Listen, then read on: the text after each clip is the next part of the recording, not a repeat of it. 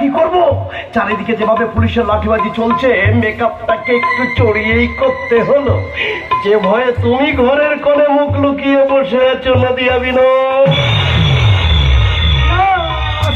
আসল লক্ষণের খেলাটা কিন্তু আমিও ভালো বুঝি, তাই বেশি বোঝানোর চেষ্টা করো না। গত 6 বছর ধরে কলেজ ছাত্রীদের নিয়ে নীল ছবির ব্যবসা করে ব্যাংক ব্যালেন্স তো বেশ বাড়িয়েছ,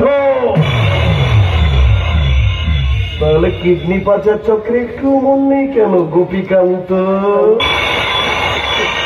না আসলে বাবু ব্যাপারটা হয়েছে কি, এই চারিদিকে পরিস্থিতি ভীষণ খারাপ। আর তাছাড়া তাদের মনের দিক থেকে আমি ভীষণ দুর্বল হয়ে পড়েছি। দুর্বলতা কাপুরুষের লক্ষণ। আমি তো তোমার মধ্যে একটা সত্যিকারের পুরুষকে দেখতে চাই। আচ্ছা ঠিক আছে ঠিক আছে ঠিক আছে, এবার বলুন তো ও বাড়ির খবর কি? উমা কেমন আছে? ওখানেই তো যত বিপত্তি। কি বলেছিলে আমার? সাদা মাটা বোনটি আমার ভাজা মাছটি উল্টে খেতে জানে না, একটা নরম মাটির তাল।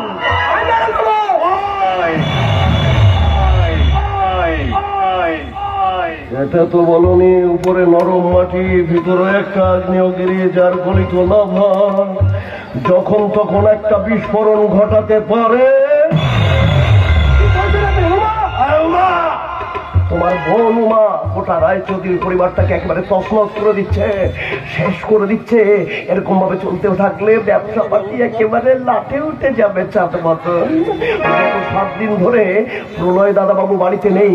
এরপর যদি ফিরে এসে একবার জানতে পারে তুমি উদর পিণ্ডি বুদর ঘাড়ে চাপিয়ে দিয়েছো, কি হবে জানো তোমার? কি করে বুঝবো বলুন তো? সূর্য আর উমা আগের থেকে একে অপরকে চিনত, ওরা দুজন দুজনকে ভালোবাসতো।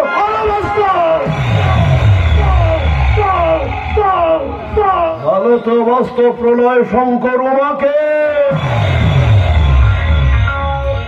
ফাংশন দেখতে গিয়ে প্রথম ভালো লাগা, সেই ভালো লাগা থেকেই তো এই ভালোবাসা। আর ওই ভালোবাসার জোরেই তো তোমার এই বারবারন্তটা আমাদের মেনে নেওয়া।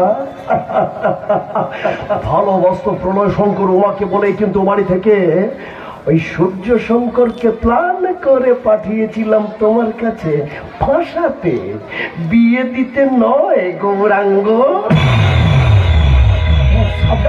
সবটাই তো ঠিকঠাক চলছিল, হঠাৎ বসছে কেন? কে বস? বলো কে বস? এই বকুলপুরের মাটিতে তোমাদের জীবন কাটি যার হাতে, সেই তোমাদের একমাত্র বস প্রলয় শঙ্কর রায় চৌধুরী। যা হওয়ার হয়ে গেছে, করে ফেলেছে যখন, এখন তার কিচ্ছু করতে পারবে না। তাই একটু গোপনে চুপি চুপি গিয়ে প্রলয় দাদাবাবুর সাথে দেখা করো। দরকার হলে পা ধরে নেবে, ঠিক আছে? ফোন টোন বেশি করো না, চারিদিকে পুলিশ কিন্তু আড়ি পেতে আছে। চলি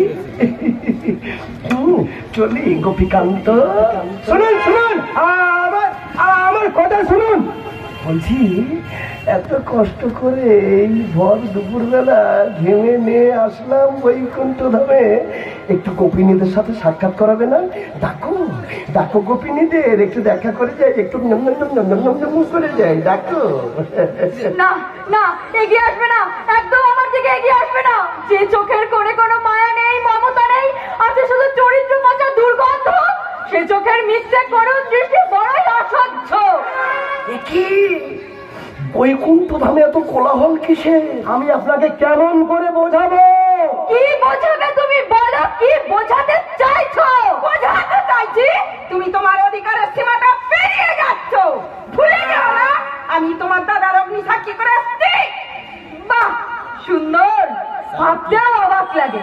একদল নারী মাংসলোভী পশুদের সামনে শুধুমাত্র অর্থের বিনিময়ে দিনের পর দিন নিজেদের সস্তার হাটে পণ্য করেছে বাংলার মায়েরা, যাদের দেখে বিশ্বকবি লিখেছিলেন বঙ্গের মধু বুক ভরা মধু জল লয়ে যায় ঘরে, মা বলিতে প্রাণ করে আনচার চোখে আসে জল ভরে।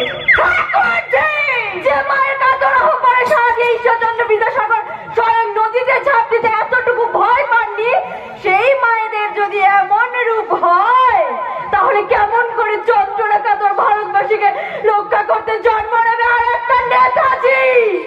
নেবে না, নেবে না, সবাইকে আমার মতো অসহায় পঙ্গু হয়ে তিল তিল করে নরকের কীটের মতো শেষ হতে হবে, যেখানে থাকবে শুধু অমাবস্যার গাঢ় অন্ধকার, স্বজন হারানোর হাহাকার, নিস্তব্ধতা আর চাপা আর্তনাদ ভরা নিঃসঙ্গতা, নিঃসঙ্গতা, নিঃসঙ্গতা।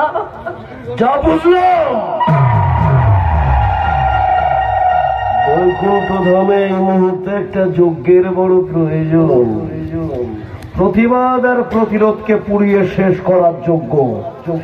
মনে রেখো, যজ্ঞের রাত পোড়া ফলকে ধুয়ে মুছে পরিষ্কার করে ভক্ষণ করার স্বভাব এই পান্নালালের আছে।